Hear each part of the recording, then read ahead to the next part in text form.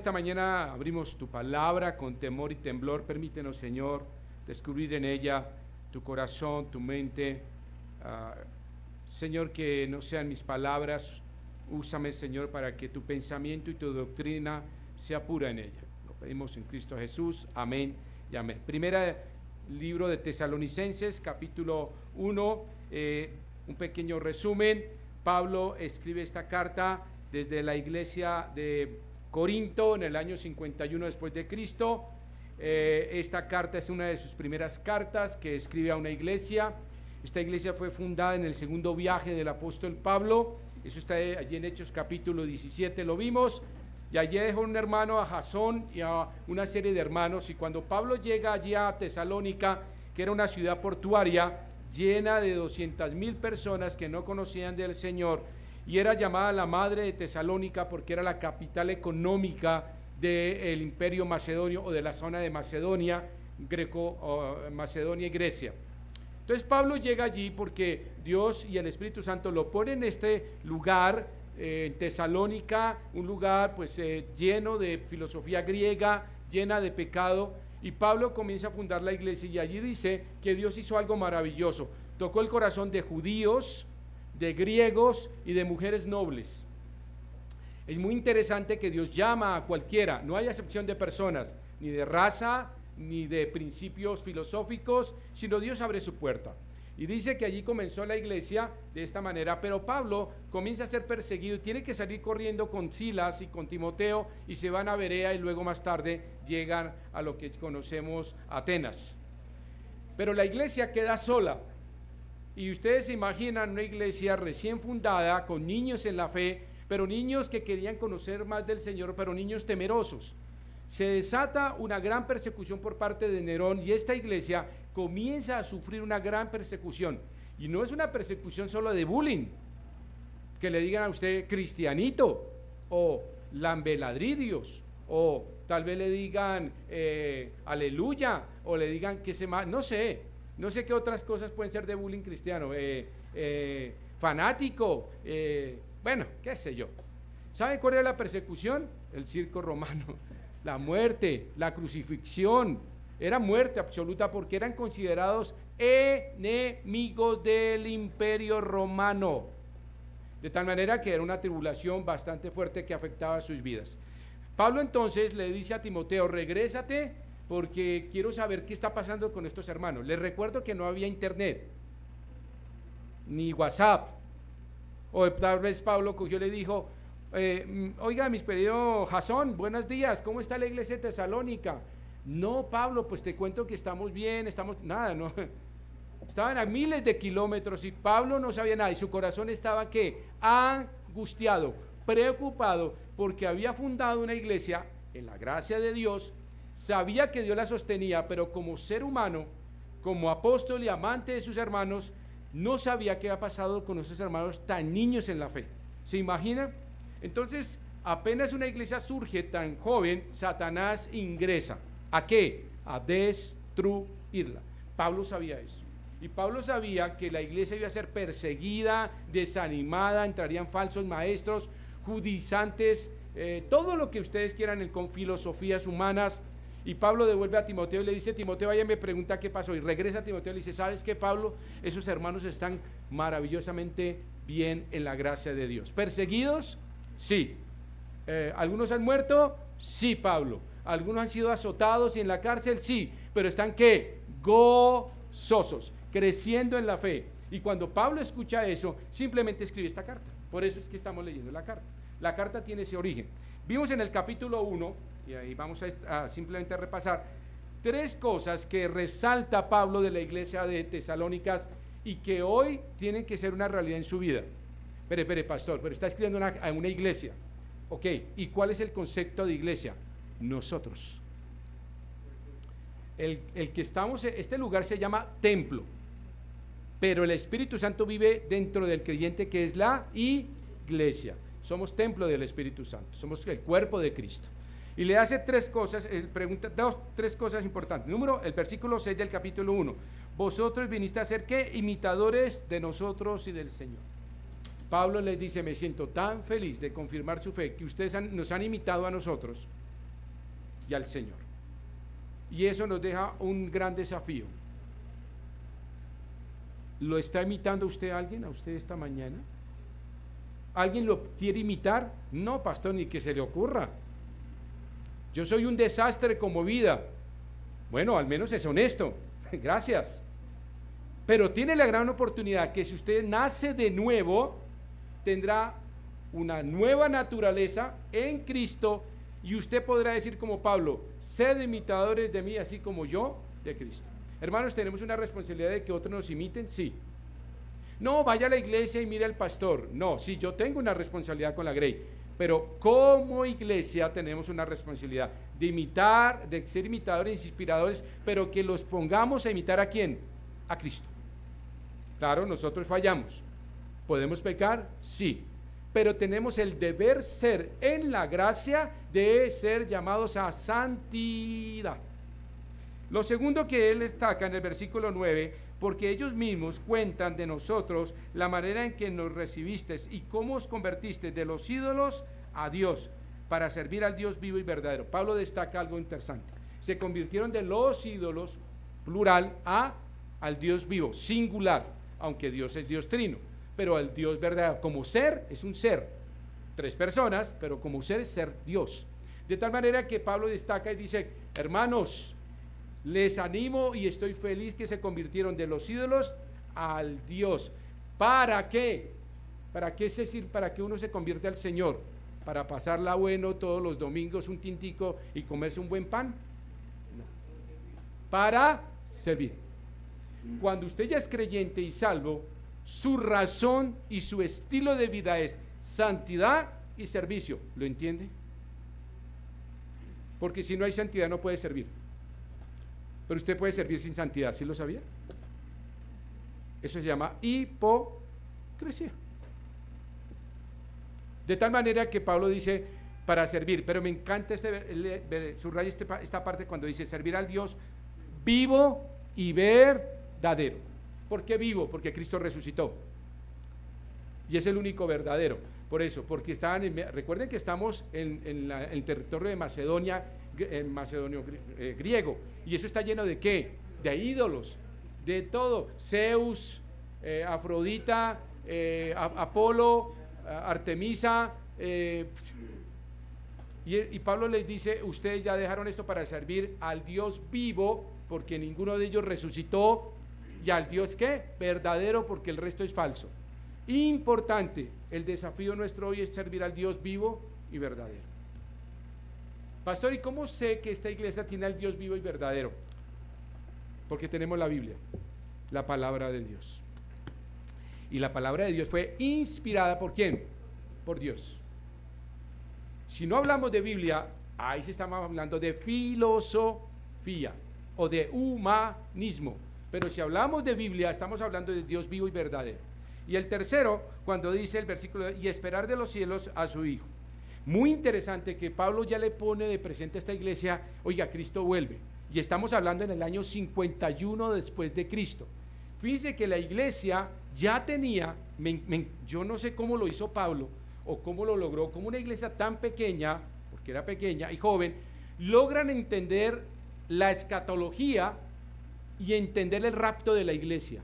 Wow, eso no, si a nosotros nos costó y entenderlo, y muchas veces no lo entendemos bien todavía, pero la iglesia entendió que estaban esperando, como dice acá, y esperar de los cielos a su Hijo, el cual resucitó de los muertos, a Jesús, quien nos libra de la ira venidera.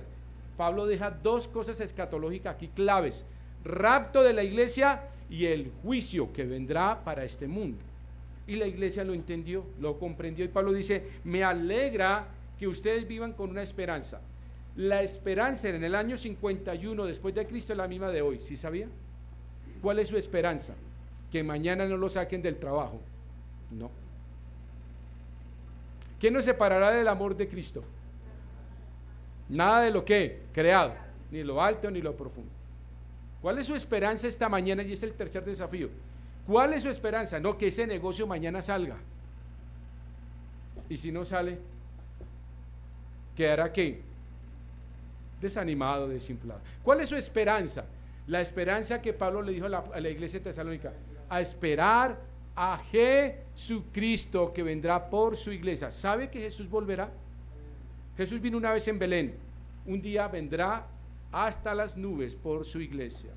Y el desafío es, ¿cuál es su esperanza? Espero que usted ore todos los días diciendo, Señor, ojalá vengas mañana y no tenga que ir a trabajar. Ojalá esté contigo en el reino. ¿Qué dijo Pablo? Dijo Pablo, es mejor estar ¿qué? Presente con el Señor. Es 1000 veces mejor estar con el Señor. Y Pablo anima a esta iglesia. Ahora entremos al capítulo 2, muy interesante aquí en el capítulo 2. Pablo entra en el capítulo 2 hablando de algo acerca de mostrando cómo debe ser un siervo. Recuerde que la iglesia está para servir. Y hace aquí una exhortación y un ánimo a la iglesia de cómo servir, cómo es el modelo de un servicio. Vamos a verlo y cuál es la recompensa. Y me adelanté, pero toda persona, hermano en Cristo, que sirve en la iglesia, escúchelo bien, va a tener una recompensa. Ahora, nosotros no debemos trabajar por una recompensa, porque sería algo de interés, ¿cierto? Entonces yo le digo, Señor, yo te canto todos los domingos, pero quiero que me des esto. No funciona de esa manera. Pero el Señor ve al contrario, tú siempre me has servido, yo te voy a dar una recompensa. ¿Entiende el mensaje en eso? No busque a Dios hoy para que le solucione problemas. Busque a Dios para que sea su Señor y Salvador. Punto. ¿Lo entiende? El resto el Señor lo que añadirá. Cuando tenemos consejería con mi esposa, y ese es un punto muy complicado, cuando algunos se acercan a otro pastor, tengo este problema y el Señor me lo arregle. Mire, oramos por eso, tenemos fe por eso, pero el problema es que tenemos que primero organizar nuestro desorden, nuestras vidas. Luego de eso, decirle, Señor, ven a mi corazón y toma el control. Y luego de eso, decir como Pablo dijo en Romanos capítulo 2, que seamos un sacrificio vivo, santo, agradable a Dios, que es vuestro culto racional, y que transformemos nuestra mente, no a este mundo, sino a la mente de Cristo. Hasta ese momento Dios puede intervenir, porque Él no es todavía su Señor, ni su Salvador. Después de eso el Señor hará los milagros que usted quiera, los va a hacer. Pero el primer milagro, el paso es entregue su vida a Cristo. De lo contrario no hay cómo, no hay forma, porque todavía está su yo. Yo hago, yo decido, yo voy a hacer, yo voy a pensar, y el Señor dice, bueno, ahí no hay espacio. ¿Y qué hace el Señor? Pues un paso al costado. Pero cuando abrimos nuestro corazón, Él dice, listo, aquí estoy, y usted le dice, Señor, ven a mi vida. Él comienza a decir, ahora sí, charlemos de negocios. ¿Qué necesitas? Padre, necesito esto en mi vida. Padre, suple esto. Padre, en tu gracia, en tu amor y en tu benevolencia, en tu tiempo, en tu amor y en tu sabiduría. ¿Y qué hace Dios cuando tiene un hijo que ama? Le abre su mano. Así funciona. Pero siempre, primero, busque a Dios. Capítulo 2, vamos a leerlo, versículo 1. Porque vosotros mismos sabéis, hermanos, que nuestra visita a vosotros no resultó, ¿qué? Vana. Y Pablo dice, y cuando estuvimos allá, hubo fruto, se fundó una iglesia. Nosotros como iglesia, por eso pensamos en obra misionera. Una iglesia que no piensa en obra misionera, por mi concepto, es egocéntrica y no cristocéntrica.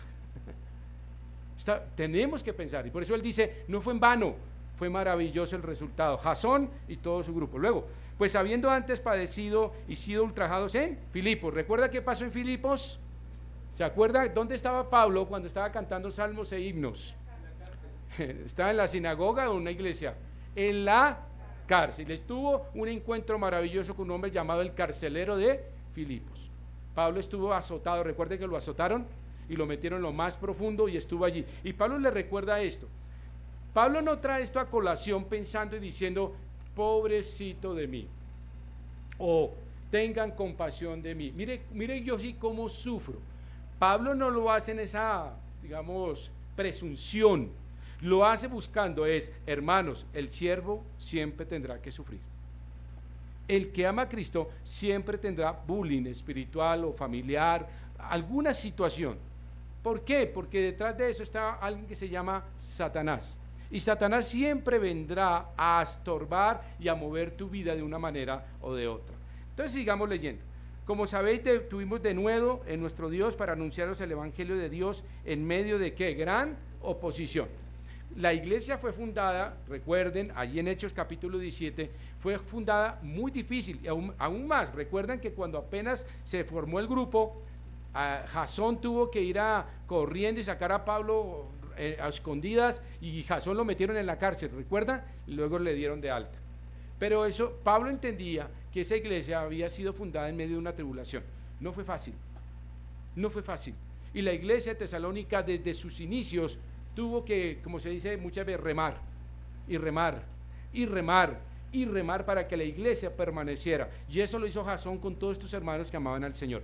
Estamos hablando de una iglesia muy tierna, principiante en los principios bíblicos, pero a pesar de eso, para mí es un desafío que nosotros, una iglesia que ya llevamos 16 años fundada, tenemos que remar más.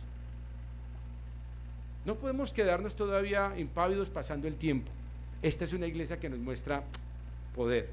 Luego dice, versículo 3, porque nuestra exhortación no procedió de error, ni de impureza, ni fue ¿qué? Por engaño. ¿Por qué? Porque las filosofías griegas eso hacían, te enredan la vida. Por eso el libro que Alex nos puso, Cayó de perlas acá, me cayó perfecto. Cuando Alex dice, toda esa cosa del yoga y todo eso. Alguna vez una hermana me preguntaba, pastor, ¿es malo ir al yoga? Le digo, el yoga no, pero el instructor y lo que te va a decir sí. Porque el yoga siempre va unido ¿de qué? De una filosofía oriental, donde tu ser o tu esencia o tu energía o tu interior hay que llenarlo de ciertas áreas de energética, etcétera, etcétera, etcétera. No soy experto en el área, pero sí me gustan mucho las galletas que comen allá. ¿Cómo así, pastor? Bueno, tiempo atrás, algún día tuve la experiencia de entrar, me equivoqué de iglesia, ellos tenían fui a un lugar y dije, uy, qué linda, eso es una iglesia, y me entré. Y me dijeron, se tienen que quitar los zapatos. Dije, qué iglesia tan rara. Bueno, quitemos los zapatos. Cuando entré, claro, todos estaban sentados allá, y yo me decía, siéntese acá, y me pusieron un tapete, y yo, uy, estoy en el lugar equivocado. Pero dijeron, en 10 minutos vamos a comer algo, me voy a esperar. Entonces, y comimos galletas y cosas de verdura, muy rico, ¿verdad? Pero la esencia, ¿cuál es? Claro, te llenan de un montón de cosas, del yo y tú y tu energía. Hermanos, solo Cristo es la respuesta a todas tus necesidades. Él es el que te llena de energía. Por medio del Espíritu Santo te da ¿qué? Poder, dinamita, dice Hechos, capítulo 1, versículo 8. Te dice, yo quiero esa energía. Mírala acá. Aquí está, es pura dinamita lo que tenemos en la mano. Dinamita que explota y quebranta el corazón y convierte el alma. Amén. Eso es lo que hace la Biblia. Sigamos. Versículo 4 clave, sino que según fuimos ¿qué? Aprobados por Dios para que se nos confiase el evangelio, así hablamos, no como para agradar a los hombres, dice acá, sino para ¿qué? Sino a Dios que prueba ¿qué? Nuestros corazones. Lo primero que quiero expresar aquí esta mañana es que el siervo modelo no es alguien que dice simplemente yo quiero servir. O pastor, veo que me necesita, yo soy muy bueno en eso. No, tiene que ser ¿qué? Aprobado. ¿Por el pastor? No, por Dios. Dios pone el querer como el hacer, te aprueba y te dice, estás listo, ahora acércate a tu pastor o al anciano de la iglesia que tiene ese ministerio y diga, el Señor me ha movido mi corazón y ha puesto el querer, es decir, el deseo y el hacer y los medios, porque quiero hacer partícipe de esto. Y vengo no por ganar dinero o presunción o un escalafón en la iglesia o que todos cuando yo llegue me hagan.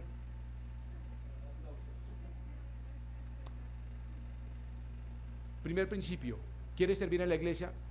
Dios tiene que aprobarte. ¿Y cómo aprueba Dios? Mira tu corazón. Dios solo que pesa el corazón. ¿Por qué? ¿Por qué el pastor no te aprueba? ¿En qué sentido? Claro, el pastor es un filtro humano, Dios nos usa en un rol. Pero la autoridad está basada ¿en qué? En la Biblia. Yo no soy autoridad en la iglesia, recuerden. Ejerzo la autoridad que Dios ha delegado en mí, pero la autoridad, el principio de autoridad, ¿cuál es? La Biblia. El principio de autoridad y fe es la Biblia. Yo solo ejerzo, soy un transmisor. Pero muy importante lo que voy a decir. El pastor le dice, pastor, yo vengo a servir, y yo lo miro y le digo, qué persona así, qué carisma, uy, este era el que necesitaba, pasa. ¿Usted me puede engañar a mí? Claro, por supuesto. Y me pone esa cara de ángel. Y llega con esa humildad y ese corazón y digo, no, Señor, gracias por traerme este ángel tan hermoso aquí al ministerio X de la iglesia. Y el Señor me dice, pero no está aprobado por mí. Pero lo necesito, Señor, pero no está aprobado por mí. Pero es que es bueno, mírale la pinta y como habla, mira, habla 3 idiomas, el paisa, el rolo y todo. Señores, es el que necesito. Pero hermanos, sino que según fuimos ¿qué? Aprobados por Dios. ¿Quién mandó a Pablo a la obra misionera? Dice la Escritura que apartadme, dice, pero ¿quién lo dijo? El Espíritu Santo le dijo a la iglesia, allí en el libro de Hechos, ¿recuerdan? Y le dijo, apartarme a Pablo y a Silas y a otros, que los he llamado, ¿para qué? Para el ministerio. No es el pastor que te llama, solo el pastor abre una puerta, pone de manifiesto su corazón de una necesidad, pero solo Dios pone el querer y el hacer y te aprueba. Ahora, ¿cómo te aprueba? No, yo no estoy pidiendo aquí ingenieros, grandes científicos, economistas, nada. Cuando en Hechos, yo lo dije alguna vez, en Hechos cuando los apóstoles estaban predicando el evangelio, estaban muy ocupados sirviendo a las mesas. Yo me imagino a Pedro sirviendo mogollitas, tinto y predicando. Eso es lo que hacía Pedro. Y Pedro atendía la canasta de amor, y Pedro atendía, bueno, ¿quién va a barrer la iglesia? Y él la barría. Y llega el momento y le dice, oiga, un momentico, tenemos que tenerle orden. Los apóstoles están hechos para fundamentar la iglesia. Pongamos a unos hombres a servir a las mesas. Pero lo interesante es que cuando le dicen eso a Pedro, le dicen, bueno, pongamos ingenieros para que todo funcione. ¿Usted ha visto un ingeniero haciendo algo? Y entonces, un momentico, porque le faltan 3 décimas, 3 cuartos. Un momento. Pero es que, pero no, yo lo veo derecho. No, está torcido por 2 décimas. Ingenieros, ¿no? Los ingenieros, por eso la ingeniería funciona. Si no son precisos, se cae algo o se daña algo. Tienen que ser precisos. Un economista, no, pero pastor, es que 2 por 2, 4, 6 por 8, raíz de 4, 26. No alcanza la plata. No, pero hermano, espere, estamos orando. No, pero no alcanza el dinero. Cuando llaman a estos hombres a servir, le dice, tráeme hombres llenos del Espíritu Santo. No les dijo, y si no sabe matemáticas, no, a mí no me interesa que tenga matemáticas. Si está preparado, bienvenido. No estoy diciendo que no hay que prepararse. Ojo con eso, cuidado, entiendan. Hay que prepararse, hay que estudiar, sí, pero para ser aprobado para la obra de Dios, lo que está hablando Pablo, es que tienes que estar llenos del Espíritu Santo. Porque el hombre que me hace las cuentas, el economista, me dice, pastor, no alcanza, pero pongámonos a orar. Ese es un hombre lleno del Espíritu Santo. Porque el que me dice no alcanza, cerremos y listo, no está lleno del Espíritu Santo. Es un ejemplo básico. Entonces me dice, pastor, no alcanza, nos falta 5 centavos para el peso, pero pastor, yo tengo fe que el Señor nos va a proveer. Y yo tengo aquí la bolsa y pastor, ¿sabe qué? Oremos. Ay, hermano, qué lindo. Venga, el tesorero me dice eso, orar, yo lo primero voy a arrodillarme con él.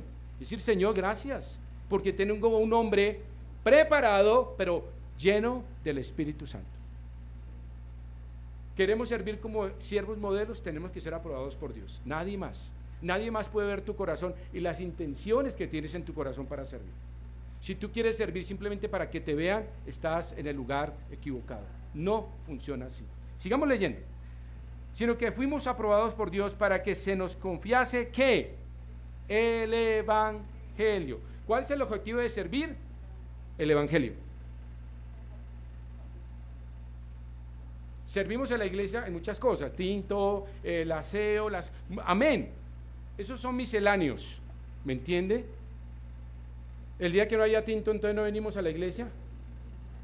Paso por el WhatsApp a las 8:59. Hermanos, hoy no habrá tinto. Uy, desbandada. No.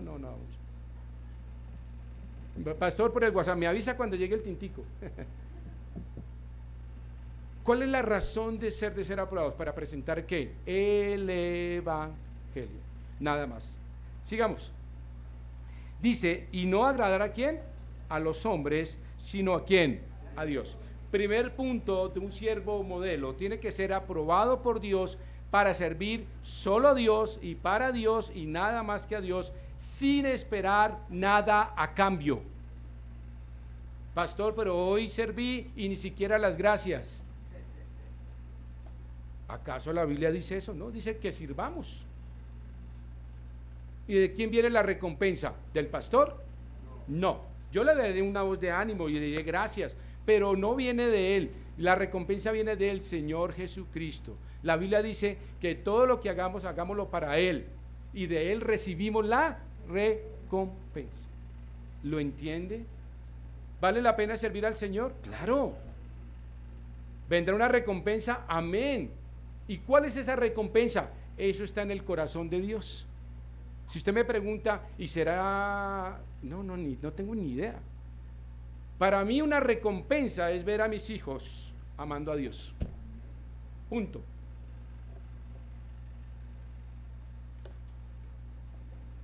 Si ellos aman a Dios, para mí es la recompensa. Punto. Y digo, gracias, Señor, vale la pena servirte. El resto es añadidura. Pero que amen a Dios, esa es mi recompensa. Versículo 5, porque nunca usamos de palabras que lisonjeras, como sabéis, ni encubrimos avaricia. Dios es que testigo.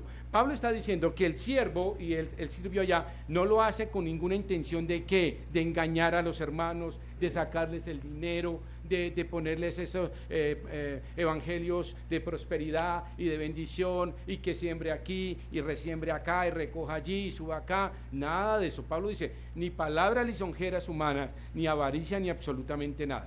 El siervo aprobado solo presenta a Cristo, solo la Biblia, solo gracia, solo la gloria de Dios. Amén. Es eso lo que nos mueve. Amén. Entonces dice Pablo, versículo 6, ni buscamos ¿qué? Gloria de los hombres, ni de vosotros, ni de otros, aunque pudiésemos seros carga como apóstoles de Cristo. Muy interesante Pablo aquí que dice, no buscamos que la gloria. Ahora, ¿Pablo podría ser un hombre ser aplaudido? Claro. Un hombre erudito, políglota, bien preparado, con un denuedo, con una palabra absolutamente adelantado en todo, y que le daba, perdón la expresión, sopa y seco a los griegos en filosofía y en Biblia. Por eso los griegos se quedan con la boca abierta y dicen, ¿y este quién está hablando? Del Dios desconocido. ¡Wow! Esto nunca lo habíamos escuchado. Y muchos griegos dijeron, este sí me convence. Este sí tiene palabra verdadera. Pero Pablo simplemente estaba haciendo ser un siervo aprobado por Dios, que no busca la gloria suya, sino que entrega el evangelio puro, no para gloria sí, sino de gloria del Señor. Y dice Pablo, no buscamos la gloria de los hombres.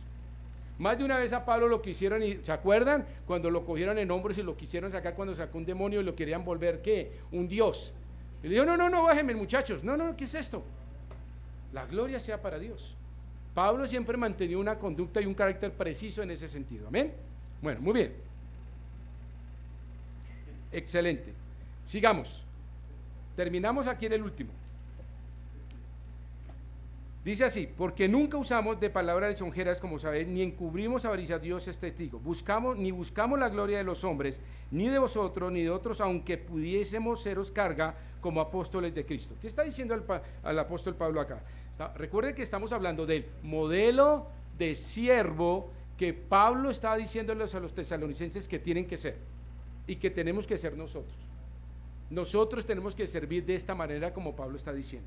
Aprobados, agradando a Dios, sin buscar la gloria de los hombres y siendo de esta manera no una carga. Ahora, ¿por qué dice carga como los apóstoles de Cristo? Porque Pablo dice acá, mire, yo no vengo acá a que me den ofrenda ni nada. Pablo dijo, yo vengo a presentar el evangelio. Si ustedes me quieren dar una ofrenda de amor, bienvenido. Pero Pablo no dijo, bueno, yo soy el último de los apóstoles que Cristo nombró. Y vi a Damasco, yo vi al Señor, y tengo todo el derecho y los pergaminos y toda la aparición para que ustedes me ofrenden y me mantengan.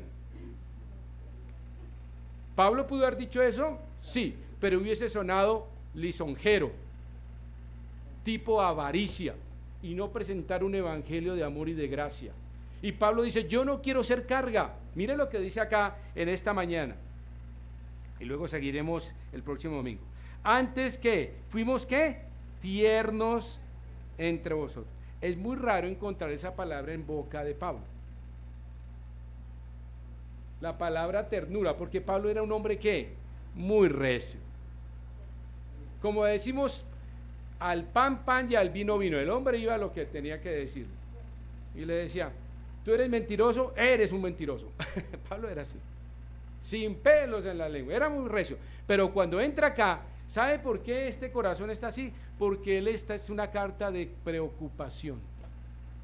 Y está diciendo el hermano de Tesalónica, este amor tierno entre vosotros como la nodriza que cuida con ternura a sus propios, ¿qué? Hijos. Dice, ¿qué quiere decir eso?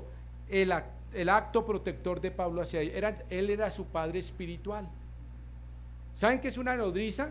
Es aquella que alimenta al que no es su hijo. Esa es una nodriza. Y Pablo dice, yo me comporté de esa manera, alimentándolos y animándolos y cuidándolos. Dice al final entonces, antes fuimos tiernos entre vosotros como la nodriza que cuida con ternura a sus ¿qué? Propios hijos. Tan grande es nuestro afecto, escúchelo ahí, por vosotros, que hubiéramos querido entregaros no solo el evangelio de Dios, sino también nuestras propias vidas, porque habéis llegado a sernos ¿qué? Muy queridos. Qué palabras más tiernas y dulces del apóstol Pablo. Qué ternura absoluta. Y dice él allí, miren mi afecto, no solo trajimos el evangelio por amor, sino si es necesario entregar mi vida, lo haré con gusto. Eso solo lo hace alguien que ama al cuerpo de Cristo. Es solo alguien que ama a la iglesia. Dice la Escritura que el Señor amó a la iglesia hasta la muerte y muerte de cruz. Pablo entendió eso y dijo, yo estoy dispuesto a dar mi vida por esa iglesia de Tesalónica. Y si tengo que pasar por ustedes y no ustedes al suplicio, lo haré con gusto. No era una queja, no era un heroísmo, simplemente era la entrega de un sacrificio vivo, santo y agradable a Dios. Seguiremos estudiando el próximo domingo, pero mensaje final. ¿Quiere ser un siervo en la iglesia? ¿Quiere servir al Señor? Busque que Dios lo apruebe en su intimidad. Busque con su corazón y diga, Señor, ¿crees que estoy listo y preparado? Estoy aprobado, y el Señor te dirá sí o no. Y al final te podrá decir, buen siervo fiel, entra en el gozo de tu Señor. Amado Padre, gracias damos, Señor. Seguiremos descubriendo tanto que hay en el corazón de Pablo y de su amor por estos hermanos, de cómo nos exhorta al saber cuál es el modelo de un verdadero siervo, un siervo que realmente te ame y sea aprobado por ti, que no busque nada para sí, que no busque gloria o vanidad o beneficios, sino entregar un evangelio que salve vidas. Oh Señor, danos ese amor y ese afecto por tu obra y por las almas, Señor, que podamos entregar de sí todo lo que somos como siervos para la gloria tuya, Señor, y entender y comprender esta mañana, como dice el apóstol Pablo, que no ese amor tan tierno sea para aquellos que aún no te conocen, que nuestro corazón se derrita ante esta gran necesidad. Señor, gracias por tu palabra esta mañana. Seguiremos descubriendo paso a paso lo que tú quieres en nuestras vidas. Señor, yo quiero servirte, yo quiero seguirte, Señor, quiero ser la persona que tú quieres que yo sea. Permíteme, Señor, conocerte y recibirte en mi corazón como mi Señor y Salvador, y de esta manera, Señor, entregarte todo lo que soy. Ser un siervo, un esclavo, que no quiere ser liberado, sino que quiere permanecer al lado tuyo por amor, porque el amor que tú me diste fue maravilloso y en abundancia. Señor, llévanos con bien a nuestros hogares, con el pensamiento, Señor, que yo sea un siervo aprobado para ti, digno de tu amor, de tu gracia y de tu gloria. Lo pedimos en Cristo Jesús. Amén y amén. Dios les bendiga.